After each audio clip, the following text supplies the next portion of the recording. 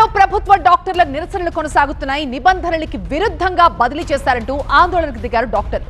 GO 38 ని పటిష్టంగా అమలు చేయాలంటూ డిమాండ్ చేస్తున్నారు. ఉస్మానియా గాంధీ హాస్పిటల్స్ లో డాక్టర్ల సంఘం నిరసన చేపట్టింది.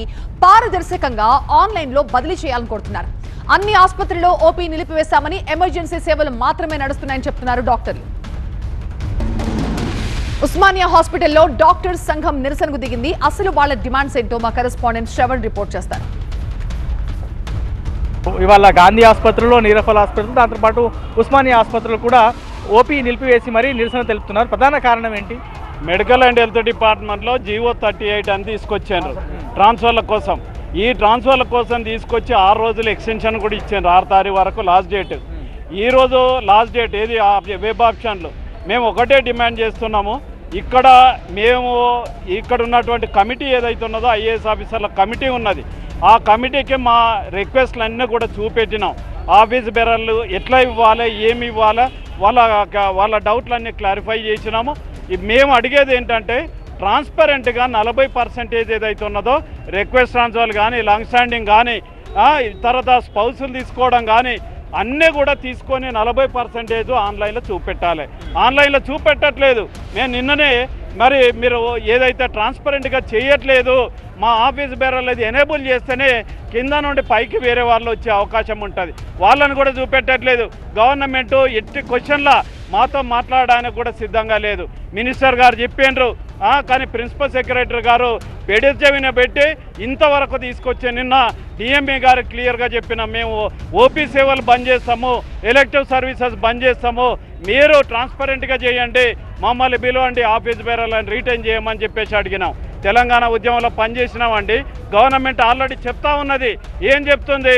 తెలంగాణ ఉద్యమంలో ఇంతమంది డాక్టర్లను పనిచేసినాం, మరి పనిచేస్తే ప్రయారిటీ ఇస్తా అని చెప్పేసి మమ్మల్ని ఒక కుట్రపూరితంగా తెలంగాణ గవర్నమెంట్ డాక్టర్స్ అసోసియేషను మరి ఒక రికగ్నైజ్డ్ సంఘం, ఇది తెలంగాణ ఉద్యమంలో పార్టిసిపేట్ చేసినటువంటి సంఘాన్ని తొక్కడానికి ఈరోజు కుట్రపూరితంగా ఈరోజు గవర్నమెంట్ చేస్తూ ఉన్నది. జీవో 38ని అమలు చేయాలి, ఓపీ సేవలు నడుస్తున్నాయని అంటున్నారు. మీరు చూడండి, ఓపీ సేవలు బంద్, ఎలక్టివ్ ఆపరేషన్ థియేటర్స్ అన్నీ బంద్ చేసినాం. మేము ఇలాగే కొనసాగితే ఇంకా ఉధృతం చేస్తాం. ఈరోజు ట్రాన్స్ఫర్ జియో ఏప్రిల్ 21వ తారీఖు రోజు వచ్చిందండి. ట్రాన్స్ఫర్ జియో వచ్చి ఈరోజు దాదాపు నెల దాటిపోయింది. 43 రోజులు అయింది ఇప్పటికి. ఈ 43 రోజుల నుంచి మేము ఆ రోజుని ఈ రోజు వరకు చెప్పులు అరేలా తిరిగి అలసిపోయినామండి. అలసిపోయి హెచ్ఓడీని కలిసినాం, సెక్రటరీని కలిసినాం, ట్రాన్స్ఫర్ కమిటీని కలిసినాం, మొత్తం అందరం కలిసినా కూడా ఒక్క సమాధానం ఇంతవరకు తెలంగాణ ప్రభుత్వ వైద్య సంఘానికి ఒక్కటంటే ఒక విషయం చెప్పలేదు. వాళ్ళు ప్రభుత్వం జియోలో క్లియర్ అయ్యడం జరిగింది. సంఘంతో ఉండి మీరు చర్చించి సజావుగా మీరు ట్రాన్స్ఫర్ జరపమని చెప్తే ఇంతవరకు జరగలేదు. కాబట్టి ఇప్పుడు మేము రోడ్ల మీదకి రావాల్సిన పరిస్థితి ఏర్పడింది. అంటే ఈ మొత్తం లెక్క ఏంటంటే 43 మందికి ఇంత గొడవ. మిగతా వాళ్ళు రిటెన్షన్ అడగకుండా పల్లెటూరులోనే ఉండి సేవలు చేస్తున్నారు. మా ఆఫీస్ బేరర్లు కూడా నార్కన్లో యూనిట్ ఉంటుంది, గద్వాల్లో ఉంటుంది, సంగారెడ్డిలో సిద్దిపేట, వాళ్ళు ఎవరు హైదరాబాద్ కోరుకోవట్లేదు. మమ్మల్ని ఇక్కడనే ఉంచండి, మేము సేవ చేస్తామంటున్నారు. దాంట్లో ఏం తప్పు ఉంది? హైదరాబాదే కదా. బయట గ్రామీణ ప్రాంతాల వల్ల హైదరాబాద్ రావాలని కోరుకుంటున్నారు. దాంట్లో అసోసియేషన్లకు ఇంత పెద్ద జిహెచ్ఎంసీ జోన్లో మొత్తం కలిపితే ఒక 40 మందికి ఇస్తే నష్టం ఏముంది?